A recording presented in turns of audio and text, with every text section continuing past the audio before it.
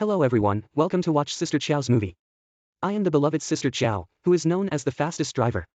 When people reach middle age, it is inevitable for couples to feel a bit dull. If you were given a chance to start over, how would you choose? The movie begins, and our female lead, Sang-min, walks lonely on the streets of Finland. She catches the tram and goes to school to pick up her son, who suffers from a mental illness. The son's symptoms are very bad, and he even physically assaulted Sang-min. Poor Sang-min did not blame the child, as this kind of life has become commonplace for her. On this day, the school organized a camping trip for the children, and parents were not allowed to participate. Sang-min encountered Ji-hong, who was also there to send her daughter, who suffers from depression. Despite Sang-min's repeated requests, the school still did not agree to let her participate. Sang-min, feeling helpless, asked Ji-hong to borrow a lighter and accidentally discovered that they were fellow villagers. This encounter made her realize the truth. So, the two of them decided to go and find the children's camping site. A few hours later, Ji-hong parked the car a few hundred meters away from the camping site. However, they did not go to find the children. They just watched the few small cabins in the snow from afar. Sang-hong invited Ji-hong to a nearby restaurant for dinner. During the conversation, they learned that Sang-min had not been here for a long time, while Ji-hong had been living here for 2 years. They both like Korean spicy sauce. When Sang-min asked about Ji-hong's life, Ji-hong simply replied that it was just an ordinary life. He then went on to say that it is very quiet and clean here, and it often snows. Unexpectedly, right after he said that, it started snowing heavily outside. The heavy snow blocked the road that the two wanted to go, so they had no choice but to temporarily stay here. The fellow villagers had the same lifestyle, the same habits, and the same purpose for this trip, which made the two of them feel a strong connection. On this day, Ji-hong wanted to take a walk in the forest, and Sang-min followed along.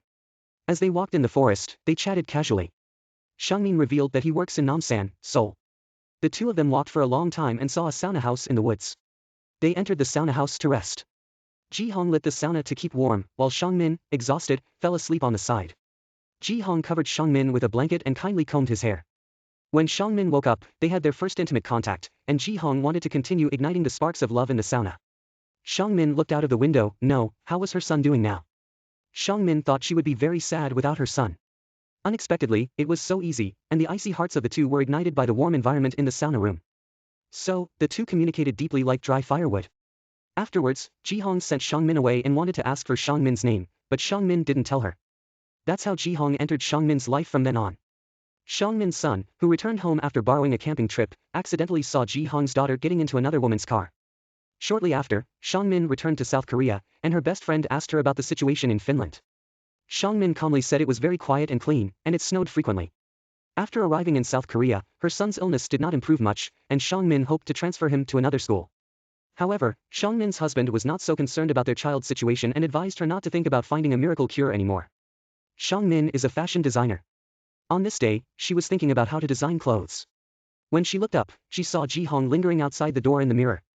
Sang-min invited Ji-hong into her office, and Ji-hong showed concern for Sang-min during the conversation. Before leaving, she took Sang-min's business card and told her that this encounter was half accidental and half arranged. Ji-hong returned home, and his wife Won-ju was very unhappy about Ji-hong looking for another woman to work on the project. She deliberately broke a glass bottle and left it for Ji-hong to clean up. All of this was also seen by their daughter. Well, their daughter's depression must have been partly caused by Won-ju. Ji-hong, who has a difficult life, sent a message to Sang-min, but Sang-min did not reply to this man who they barely knew. Their son got sick and wanted to drink bath water, but Sang-min stopped him. The son turned around and saw his feelings for his mother in his wise eyes. Sang-min was helpless about her son's illness, and she herself was in pain, but she never complained. Sang-min reports to his boss, the woman in the video is very careless, it should be Sang-min's position, but now it is taken away by this woman who treats work very casually. Ji-hong's text message did not reply, so Sang-min visited Sang-min and invited Sang-min to lunch. Sang-min agreed, and as a result, the two of them arrived at Ji-hong's studio. They had a simple meal of 3 dishes and a soup. Among them, Ji-hong even bought Sang-min her favorite soybean soup attentively. Both of them are designers, with Ji-hong specializing in spatial design and renovating the rough houses here. As they talked, their hands slowly intertwined. Just as they were about to deepen their conversation, Ji-hong's colleagues returned. In the evening, Ji-hong came to the place where Sang-min works again and rang the doorbell. Despite having a lot of work at the moment, Sang-min still went downstairs to receive Ji-hong. Little did she know, as soon as Ji-hong went upstairs, she hugged Sang-min. They didn't accomplish anything at noon today, so does it mean they have to make up for it in the evening? Sang-min's son is also in the company, which interrupted their deep conversation. Sang-min came out to coax his son, Ji-hong, and Sang-min exchanged greetings and then left. To put it bluntly, Ji-hong was still unwilling. After Ji-hong finished celebrating her own project, she also invited Sang-min to her home. Won-ju was naturally angry with this unexpected guest, and at the dinner party, she transformed into a strange and moody person, both sarcastically and hesitantly, while also running to the rooftop, swaying dangerously. The barefoot daughter and the bewildered crowd watched Won-ju's crazy behavior. Then Won-ju also noticed her daughter and quickly carried her back to her own room. Ji-hong and Shang-min are both dissatisfied with their lives. Ji-hong sent another text message to Shang-min, but Shang-min still didn't reply. When Ji-hong returned home, she saw Won-ju collapsed in front of her daughter after taking medicine. It seems that her daughter's depression may really be related to Won-ju. Ji-hong hurriedly took Won-ju to the hospital. Won-ju's mother didn't blame Ji-hong in the hospital. She said that all of this was because Won-ju hadn't experienced the harshness of society, so she was so willful and childish. She wanted to take her daughter back home and take care of her. Now Ji-hong can finally let herself go. She went directly to find Sang-min. Sang-min said he was going on a business trip to Busan today. Ji-hong was thrilled. Great. From Seoul to Busan, this is a route I know well. Ji-hong invited Shang-min, and Shang-min agreed. After arriving at the train station, Shang-min mischievously asked Ji-hong to shave. On the train, Shang-min sat alone on a double seat and called their boss. Meanwhile, Ji-hong quietly sat beside Shang-min, and the two of them walked together. They relied on each other during the long journey to Busan. After arriving in Busan, Shang-min wanted Ji-hong to leave. Ji-hong returned to the studio, and her colleagues noticed her exhaustion. Of course, it was not only Shang-min's hospitalized wife that caused this state, but also Shang-min himself. In the evening, Shang-min received a call from Ji-hong and sensed that something was wrong. She couldn't care about work and hurried back to Seoul. After Shang-min saw Ji-hong, Ji-hong didn't have anything to do. He called Shang-min back to complete the previously unsubmitted homework. Big brother, I didn't expect you to be so persistent. On that day, Shang-min came to the studio to look for Ji-hong, but Ji-hong wasn't there. Instead, he went to his father-in-law's house to see his own wife and daughter. Shang-min also learned from Ji-hong's colleague that Ji-hong's wife is in poor condition now.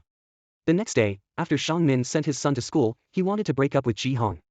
At this moment, the teacher from the school called and said that their son was missing. Ji-hong quickly took Shang-min to search for their son. At the riverside, they found their son and Shang-min skillfully comforted him. Son wanted to go to the beach, so Ji-hong turned around and headed towards the seaside. On the beach, Ji-hong and Shang-min leaned against each other. They had both experienced the same things and felt the same disappointment in life. But they were each other's hope. Ji-hong returned home and Won-ju also opened up to Ji-hong, apologizing and asking Ji-hong to start again. Looking at her daughter's innocent eyes, Ji-hong ultimately chose her family because of that responsibility. Ji-hong wanted to see Shang-min one more time, so she could wait for Shang-min to finish work. Late in the night, Shang-min finished work, and she also wanted to see Ji-hong. However, her husband and son picked her up first. After settling her son in for the night, Shang-min still had to go out. Ji-hong seemed perfunctory to her husband and hurriedly left. Ji-hong arrived at the place where Shang-min requested to meet, but she did not go in. She cried outside the door and stood Shang-min up. After a long time, Shang-min went to Finland to live alone, while Ji-hong continued to work in spatial design in Finland. Shang-min saw the warm picture of Ji-hong's family. Ji-hong also caught up with Shang-min. When Shang-min left, she hurriedly wanted to chase after her. When she saw her daughter, she had to return to her family. Shang-min could never go back again. She lived alone in a foreign country. After hearing her son's voice, she couldn't hold back her broken house anymore. But one must look forward, and life must go on. At the end of the story, both Shang-min and Ji-hong failed to save each other.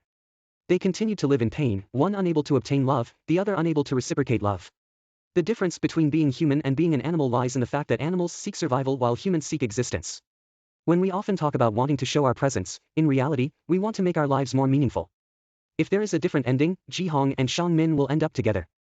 The weight of morality and responsibility will continuously crush their emotions. They ultimately cannot escape from the predetermined framework. Just like life, no matter how we choose, there will always be regrets. Yes, life is inherently lonely. This movie seems like a love story. But every one of them is expressing the word loneliness. Alright, that's it for today's commentary. I am the beloved and fast-eating overseas sister. Please pay attention and don't get lost. Welcome to visit again next time.